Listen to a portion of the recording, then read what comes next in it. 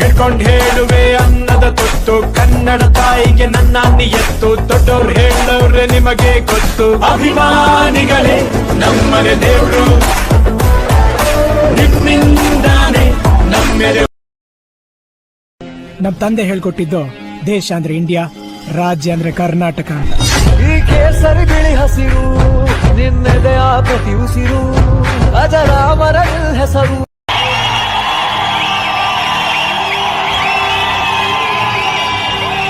ಒಳ್ಳೆ life style ಇಟ್ಕೋಬೇಕು, diet ಮಾಡಬೇಕು, ವರ್ಕೌಟ್ ಮಾಡಬೇಕು, ಇದೆಲ್ಲ ಮಾಡಬೇಕು, ಬದನೆಕಾಯಿ ಮಾಡ್ಬೇಕು, ಎಲ್ಲ ಮಾಡಿದ್ರಲ್ರಿ ಅವರು, ಎಲ್ಲ ಮಾಡಿದಾರಲ್ರಿ ಅವರು. ಏನ್ ಮಾಡಿಲ್ಲ ಅವರು? ಅಪ್ಪು ಏನ್ ಮಾಡಿಲ್ಲ? ಡಯಟ್ ಮಾಡಿಲ್ವಾ? ವರ್ಕೌಟ್ ಮಾಡಿಲ್ವಾ? ಯೋಗ ಮಾಡ್ತಾ ಇಲ್ವಾ? ಸೈಕ್ಲಿಂಗ್ ಮಾಡ್ತಾ ಇಲ್ವಾ? ಇನ್ನು ಇದಕ್ಕಿಂತ ಲೈಫ್ ಸ್ಟೈಲ್ ಅಲ್ಲಿ ಚೆನ್ನಾಗಿರ್ಬೇಕು ಅಂದ್ರೆ ಇನ್ನೇನ್ ಮಾಡ್ಬೇಕು?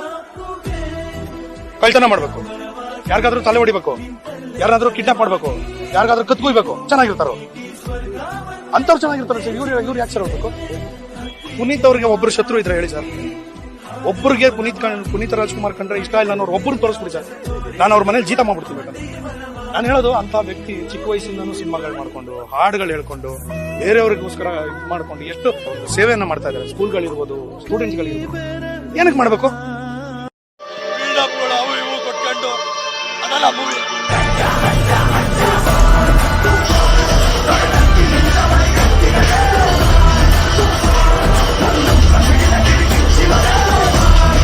ನಿನ್ನ ಕಂಗಳ ಬಿಸಿಯ ಹನಿಗಳು ನೂರು ಕಥೆಯ ಹೇಳಿವೆ, ನಿನ್ನ ಪ್ರೇಮದ ನುಡಿಯ ಕೇಳಿ ನೂರು ನೆನಪು ಮೂಡಿವೆ.